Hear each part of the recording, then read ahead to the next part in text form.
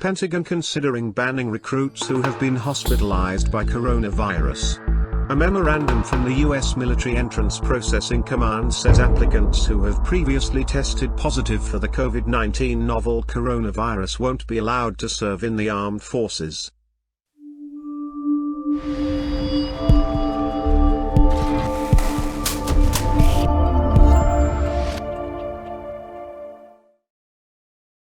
The official said the guidance is being put in place because there is little understanding of the long-term effects of the virus, and there is a concern that potential recruits who have been hospitalized may need further medical assessments.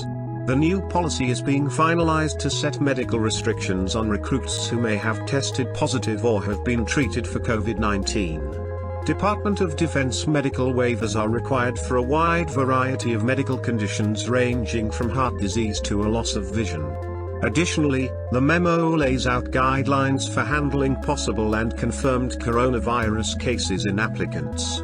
It says any applicants at any of the 65 nationwide military entrance processing stations should be evaluated for possible coronavirus infection, most likely through a temperature check and questions about their symptoms and possible contact with infected individuals.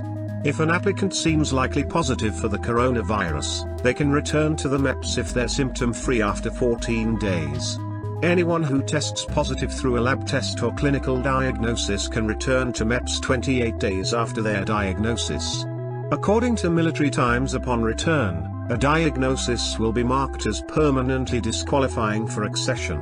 Recruits can apply for waivers for all permanently disqualifying conditions, including surviving COVID-19. However, without any further guidance for exceptions dealing with COVID-19, a review authority would have no justification to grant a waiver.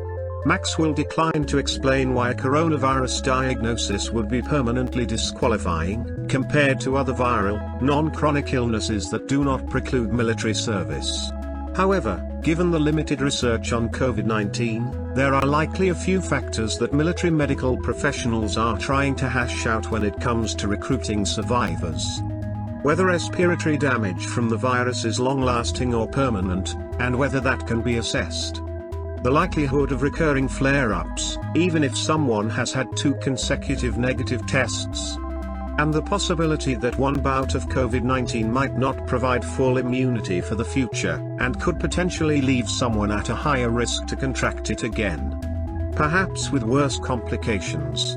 It is published in CNN News that Defense Secretary Mark Esper said at the Pentagon Tuesday that the department would randomly test groups of people to understand how many asymptomatic or carriers are maybe out there. The focus of attention is on trying to understand how much of the force may be asymptomatic but still have the virus.